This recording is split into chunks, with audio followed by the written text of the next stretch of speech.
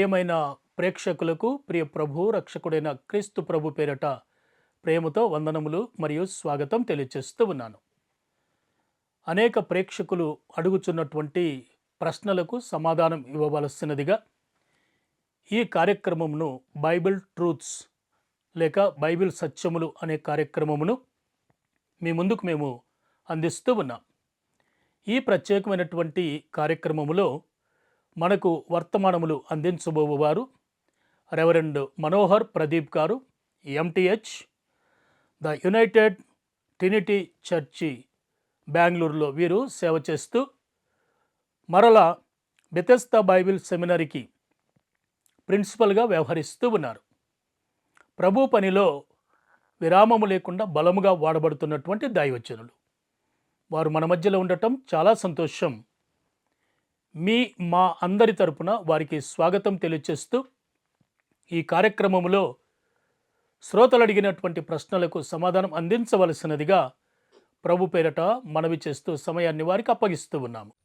తండ్రి, కుమార, పరిశుద్ధాత్మ త్రియేక దేవుని నామం పేరట ఆన్లైన్లో ఈ కార్యక్రమాన్ని వీక్షిస్తున్న వారికి అందరికీ కూడా శుభాలు తెలియచేస్తున్నాను. మనల్ని అందరినీ కూడా దేవుడు సజీవ లెక్కలో ఉంచి మరొకసారి ఈ యొక్క ఇంటర్నెట్ మాధ్యము ద్వారా కలుసుకోవడానికి, ప్రార్థించడానికి, బాబోగులు తెలుసుకోవడానికి, అన్నిటికన్నా మించి దేవుని యొక్క వాక్యాన్ని నేర్చుకోవడానికి అవకాశం ఇచ్చిన దేవాది దేవునికి వందనాలు, స్తుతులు, స్తోత్రములు తెలియచేస్తున్నాను. మరొకసారి ఈ ఫేబా ఇండియా కార్యక్రమం ద్వారా మిమ్మల్ని కలుసుకోవడము ఎంతైనా ఆశీర్వాదకరము. మీరందరూ కూడా క్షేమంగా ఉన్నారని తలస్తున్నాను. అలాగే అనునిత్యము కూడా మీ అందరి కొరకు మేము ప్రార్థిస్తున్నాం. మరి మీరు కూడా ఈ ఫేబా ఇండియా కార్యక్రమాల గురించి, పరిచర్య గురించి ప్రార్థించాలని హృదయపూర్వకంగా కోరుతున్నాను. ఈ యొక్క సమయంలో క్లుప్తంగా దేవుని యొక్క వాక్యాన్ని మరి మనము ధ్యానము చేయుదము. పరిశుద్ధాత్మ ప్రేరేపణ ద్వారా ఈరోజు ఒక అంశాన్ని మీ ముందు ఉంచాలని, ఆ ఆత్మీయ సత్యాల ద్వారా మనమందరము కూడా ఆధ్యాత్మికంగా ఎదగాలని హృదయపూర్వకంగా కోరుతున్నాను. ప్రియులారా, ఈరోజు మనము ధ్యానము చేయబోయే అంశము లోకపు మార్గాలు, బైబిల్ మార్గాలు, వరల్డ్లీ వేస్ అండ్ బిబ్లికల్ వేస్.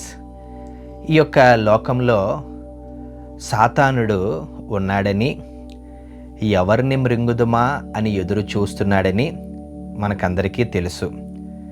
సాతానుణ్ణి మొదటి పేతురు గ్రంథంలో మనం గమనించినట్లయితే సింహముతో పోల్చినట్టుగా మనము చూస్తాం. గర్జించు సింహము వలె మరి ఎవరిని మృంగుదామా అని ఎదురు చూస్తున్నాడు. ప్రియులారా, మనం లోతుగా ఆలోచన చేయగలిగినట్లయితే సాతానుడు ఈ లోకంలో ఉన్న ఏ మనిషిని కూడా మరి దేవుడి దగ్గరికి రానివ్వకుండా ప్రయత్నం చేస్తున్నాడు. దేవుడి దగ్గరికి రానివ్వకుండా ఈ యొక్క రక్షణను కూడా దొంగిలిస్తున్నాడు. మనము యేసుక్రీస్తు ప్రభువారి జీవితంలో గమనించగలిగినట్లయితే యేసుక్రీస్తు ప్రభువారి మాటల్లో ఒక మాట నేను జ్ఞాపకం చేస్తాను. అంతటా అందరూ మారు మనసు పొందవలనని దేవుడు లోకాన్ని ప్రేమించి ఈ లోకానికి వచ్చాడు. అయితే అపవాది చాలా మరి కుటిలమైన ప్రయత్నాలు చేస్తూ ఈ యొక్క లోకపు మార్గాలను క్రైస్తవులలో మరి ఉంచి దేవుని యొక్క సన్మార్గముల నుండి తొలగిస్తున్నాడు. మనము ఈ రోజుల్లో దేవుని యొక్క పరిచర్యను లేదా మన ఆత్మీయ జీవితాలను చాలా తెలివిగా అర్థం చేసుకొని జీవించాలని హృదయపూర్వకంగా కోరుతున్నాను. మరి మనిషిగా మనకందరికీ కూడా జ్ఞానం ఉన్నది. ఇది ముట్టుకుంటే చల్లగా ఉంటుందని, అది పట్టుకుంటే చెయ్యి కాలుతుందని, మరి చెమట్లు పడితే వేడి ఎక్కువగా ఉన్నదని, చల్లేస్తే చలికాలంలో ఉన్నామని, ఇలాగా కొన్ని ఈ యొక్క యూనివర్సల్ ట్రూత్స్ మనకందరికీ తెలుసు. కానీ ఆత్మీయమైన జీవితంలో కూడా కొన్ని మార్గాలు సాతానుడివి ఉన్నాయి, కొన్ని మార్గాలు దేవునివి కూడా ఉన్నాయి. మనకి దేవుడు జ్ఞానాన్ని ఎందుకు ఇచ్చాడంటే ఏది మంచిదో ఏది చెడ్డదో గ్రహిస్తామని. ఉదాహరణకు మరి జంతువులకి మనుషులకి వ్యత్యాసం ఏమిటి? ఆ డిఫరెన్స్ అంటే ఇంగ్లీష్లో రేషనాలిటీ అంటారు. అంటే ఈ విధంగా అర్థం చేసుకోవచ్చు. మనుషులకు ఆ అర్థం చేసుకునే జ్ఞానం ఉన్నది, జంతువులకి అర్థం చేసుకునే జ్ఞానము లేదు. వర్షం అన్నా జంతువు బయటికి వెళ్ళిపోతుంది, చలున్నా బయటికి వెళ్ళిపోతుంది, ఎండున్నా బయటికి వెళ్ళిపోతుంది. ఏది తినాలో తెలియదు, ఏది తినకూడదో తెలియదు. చాలామంది వేదాంతవేత్తలు ఏమని పిలుస్తారంటే, మరి యేసుక్రీస్తు ప్రభు వారి జీవితంలో కూడా అనేక పర్యాయాలు మరి శిష్యులకి మరి దేవుడి మీద ఆధారపడడం నేర్పించాడు. బైబిల్ గ్రంథంలో ఆది కాండంలో ఒక విషయాన్ని చూపిస్తాను. ఆది కాండంలో దేవుడు మనిషిని 6వ దినాన్ని సృష్టించాడు. అదే దినాన్న 6వ దినాన్న జంతువుల్ని కూడా సృష్టించాడు. మరి దీన్ని ఎలాగ అర్థం చేసుకోవచ్చు? జంతువులు వేరు కదా, మనుషులు వేరు కదా. మరి మనుషుల్ని జంతువుల్ని ఒకే దినాన్ని ఎందుకు సృష్టించాలి? మరి జంతువులకేమో రేషనాలిటీ, అర్థం చేసుకునే జ్ఞానం లేదు, మనుషులకేమో దేవుడు అర్థం చేసుకునే జ్ఞానాన్ని ఇచ్చాడు. ఎందుకు ఈ విషయాన్ని మనము ఫోకస్ చేయాలంటే, దేవాది దేవుడి యొక్క ఉద్దేశం ఏంటంటే, ఒకవేళ ఒక మనిషి మనిషిలాగా జీవించకపోతే పశువుతో కూడా సమానము అనే సత్యాన్ని మనము అర్థం చేసుకోవచ్చు. ఈ యొక్క కార్యక్రమంలో చాలా క్లుప్తంగా లోకపు మార్గాలు, బైబిల్ మార్గాల గురించి కొన్ని మాత్రమే చెప్పి మరి నేను ముగిస్తాను.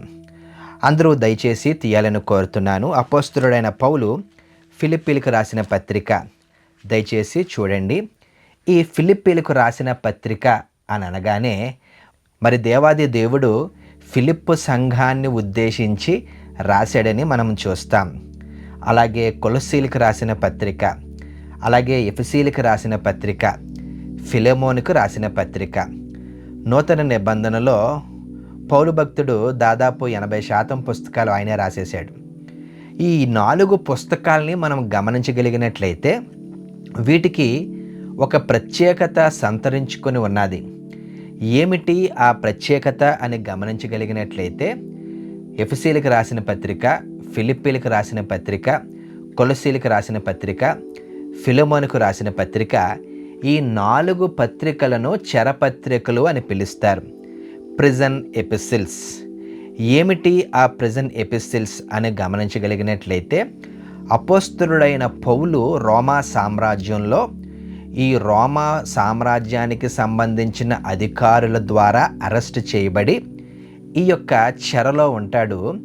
చెరలో ఉండి కూడా ఆ యొక్క భక్తుడు ఇతర సంఘాలను బలపరిచేటువంటి ఉద్దేశంతో ఈ పత్రికలను రాస్తాడు. ముఖ్యంగా ఎఫెసీలకు రాసిన పత్రికను మనం గమనించగలిగినట్లయితే, ఈ పత్రికను అపోస్తలుడైన పౌలు ఫిలిప్పీ సంఘానికి ఎలాగైతే ఆ యొక్క బాధ్యత గురించి, ప్రార్థన గురించి రాస్తాడో, ఈ ఎఫెసీలకు రాసిన పత్రికలో ముందుగా ఆత్మీయ దీవెనల గురించి మాట్లాడతాడు. ఎఫెసీలకు రాసిన పత్రిక 1వ అధ్యాయాన్ని గమనించగలిగినట్లయితే, ఈ పత్రిక దేని గురించి మాట్లాడుతుంది ముఖ్యంగా అంటే, క్రీస్తులో ఉన్న ఆత్మీయ దీవెనలు. పాత నిబంధన కాలంలో ఆస్తులంటే ఎంతమంది పిల్లలుంటే అంత ఆస్తి. పాత నిబంధన కాలంలో ఎంతమంది భార్యలుంటే అంత ఆస్తి. పాత నిబంధన కాలంలో ఎంత భూములుంటే అంత ఆస్తి. పాత నిబంధన కాలంలో ఒక రాజు ఎన్ని సైన్యాలను జయిస్తే అది వారికి ఆస్తి. అంటే పాత నిబంధన అంతా కూడా ఫిజికల్ ఆస్తి అండి. కానీ నూతన ఆ యొక్క నిబంధనకు వచ్చేసరికి, నూతన నిబంధనలో ఒక్క శారీరక లేదా ఫిజికల్ లేదా మెటీరియల్ ఆశీర్వాదం లేదు. ఎఫెసీలకు రాసిన పత్రిక 3వ అధ్యాయంలో గమనించగలిగినట్లయితే, ఈ భక్తుడు అనేక సందర్భాల్లో ఒక పదాన్ని వాడుతూ ఉంటుంటాడు.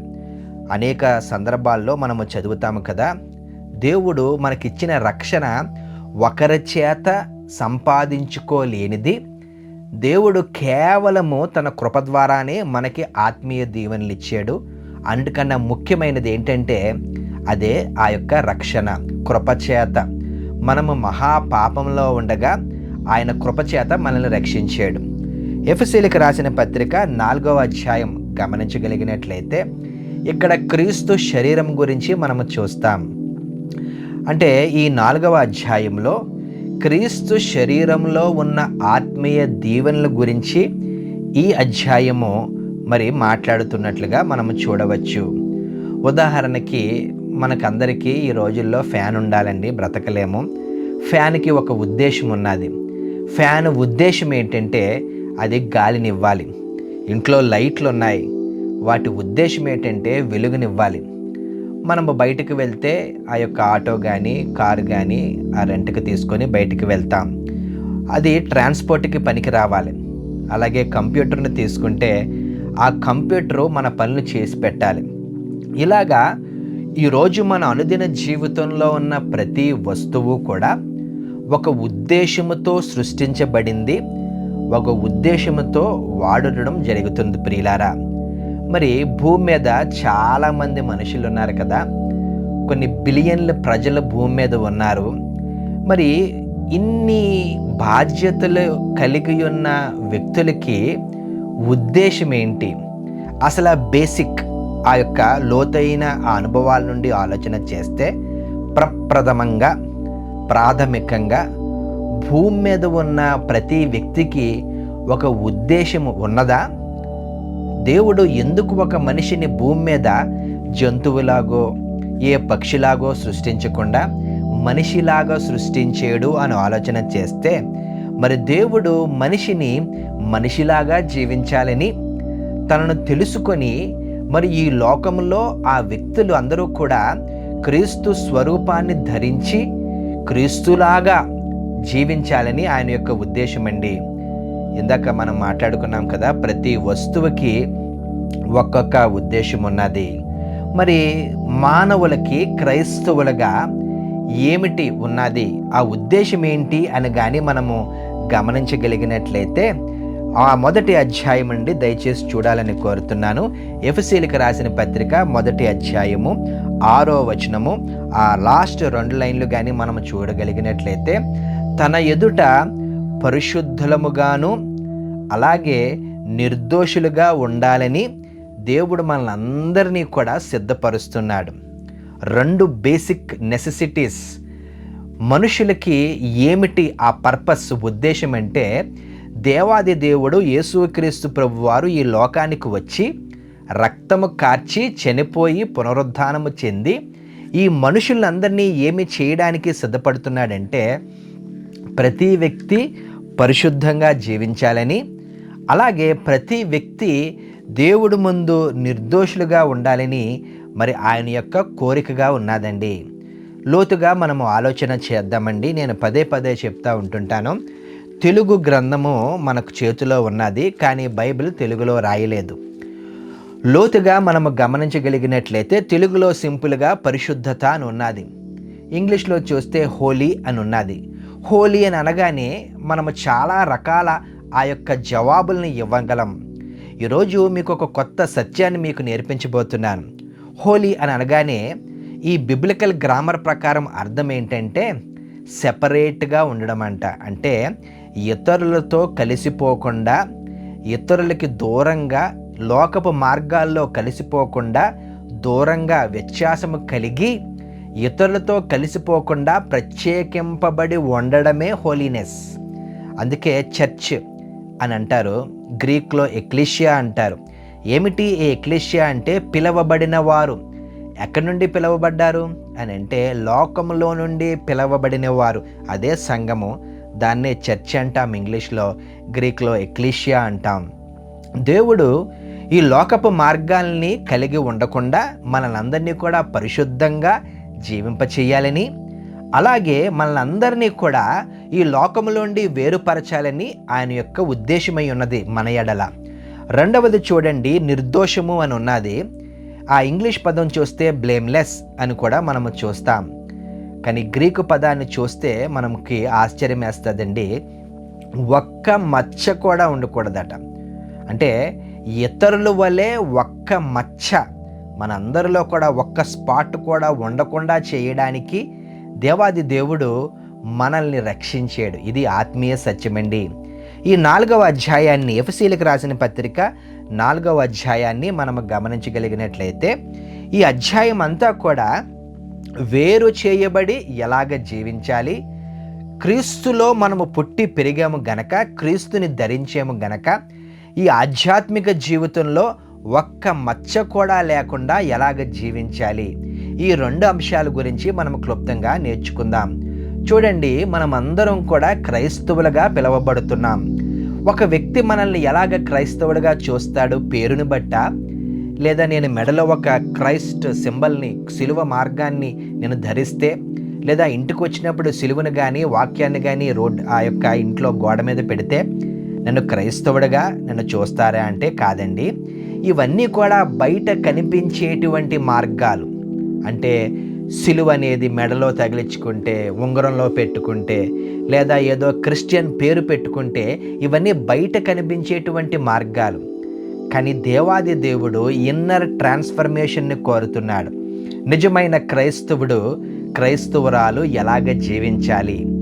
లోకంలో అనేకమైన మార్గాలు ఉన్నాయి, కానీ క్రీస్తులో వాక్యం ఆధారము చేసుకుని ఉన్న మార్గాల్లో క్లుప్తంగా ఒకే ఒక్క మాటలో నేను ముగించేస్తాను. దయచేసి గమనించాలని కోరుతున్నాను. ఎఫెసీయులకు రాసిన పత్రిక 4వ అధ్యాయం 14వ వచనంలో, పసిపిల్లలమై ఉండక, మనమందరం కూడా ఆధ్యాత్మికంగా ఎదగాలని క్రీస్తు యొక్క ఉద్దేశమై ఉన్నది.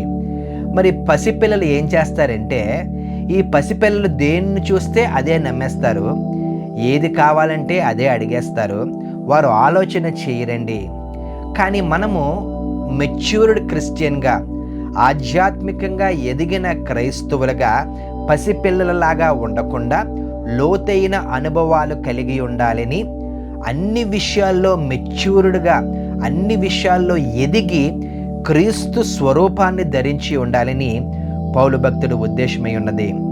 అదే 4వ అధ్యాయం 14వ వచనంలో, మనుషుల మాయోపాయముల చేత వంచన, అంటే లోకపు మార్గం ఏంటంటే పసిపిల్లలుగా ఉండడము, లోకపు మార్గాలు ఏంటంటే మనుషుల మాయోపాయముల చేత మనము కూడా ఆ మాయోపాయములు మనము కలిగి ఉండడము, ఇంకా వంచన. దయచేసి గమనించాలని కోరుతున్నాను. మన ఆత్మీయ జీవితాల్లో ఇతరులు మనం చూసి ఎలాగ మనల్ని గుర్తుపడతారంటే, ఏ మాయోపాయములు ఈ వ్యక్తిలో లేవు అని గుర్తించినప్పుడు. మనుషులు చేసే వంచన, ఈ లోకంలో వంచన ఉన్నది మనకి లేకపోతే అప్పుడు క్రైస్తవుడిగా, క్రైస్తవురాలుగా మనల్ని గుర్తిస్తారు. పేరులో క్రైస్తవులు, క్రైస్తవురాలుగా పేరు పెట్టుకుంటే అది లోకానికి చెందిన మార్గము ఉండొచ్చు. కానీ అందుకే ప్రభువు అంటాడు, ఇన్నర్ ట్రాన్స్ఫర్మేషన్, అంతరంగ శుద్ధీకరణ చేసి మనల్ని దేవుడి ముందు నిలబెట్టాలని దేవుని యొక్క ఉద్దేశమై ఉన్నది. మరి ఆఖరిగా ఎఫెసీయులకు రాసిన పత్రిక 4వ అధ్యాయం 14వ వచనంలో, కుయుక్తి, డిసీట్ అని ఉంటుందండి. ఏదో ఒక సందర్భంలో లోకపు మర్యాదలను మనం ఆశిస్తాము, ఏదో ఒక సందర్భంలో దేవుణ్ణి కలిగి ఉండి కూడా ఈ కుయుక్తిని కలిగి ఉంటాం. చూడండి, పసిపిల్లలుగా ఉండకపోవడము, ఈ కుయుక్తిని కలిగి ఉండకపోవడము, అలాగే ఈ యొక్క లోకపు మర్యాదల్ని మాయోపాయముల చేత కలిగి ఉండడము, ఈ వంచన కలిగి ఉండడము, ఇవన్నీ హృదయానికి సంబంధించినవి. గనుక పౌలు భక్తుడు ఈ ఎఫెసీయులకు రాసిన పత్రిక ద్వారా మనతో మాట్లాడుతున్నాడు. మనము సంపూర్ణంగా లోకపు మార్గాల్ని విడిచిపెట్టి క్రీస్తు మార్గాల్ని కలిగి ఉండాలని మనందరితో కూడా దేవుడు ఈ సమయంలో మాట్లాడుతున్నాడు. గనక లోకపు మర్యాదల్ని విడిచిపెట్టి క్రీస్తుని కలిగి ఉండి క్రీస్తు మార్గాలను జీవించి మనము నిజమైన క్రైస్తవుడిగా, క్రైస్తవులుగా జీవించాలని ఈ సమయంలో నేను జ్ఞాపకం చేస్తూ ముగిస్తున్నాను. దేవుడు మిమ్మల్ని బహుగా దీవించి ఆశీర్వదించునుగాక. ప్రియమైన ప్రేక్షకులారా, ఇంతవరకు మీరు వినిన ఈ కార్యక్రమం మీకు దీవెనకరంగా ఉన్నదని నేను నమ్ముతూ ఉన్నాను. ఇంత విలువైనటువంటి కార్యక్రమంలో అద్భుతమైనటువంటి సారాంశమును అందించిన రెవరెండ్ మనోహర్ ప్రదీప్ గారికి మనందరి తరపున కృతజ్ఞతలు తెలియజేస్తూ ఉన్నాను. మరొక విషయం ఏమిటంటే, మీకేమైనా బైబిలులో అర్థం కాని ప్రశ్నలు ఉన్నట్లయితే మీ ప్రశ్నను వివరముగా అడ్వాన్స్గా మీరు మాకు తెలియపరిచినట్లయితే మీ ప్రశ్నకు ఈ కార్యక్రమంలో సమాధానం అందించే ప్రయత్నం చేస్తాం. వివరములకై మా మెయిల్ ఐడి info@fibaonline.org మొబైల్ సంఖ్య 9480585039. మరలా మనం కలుసుకునే వరకు దైవాశిస్సులు.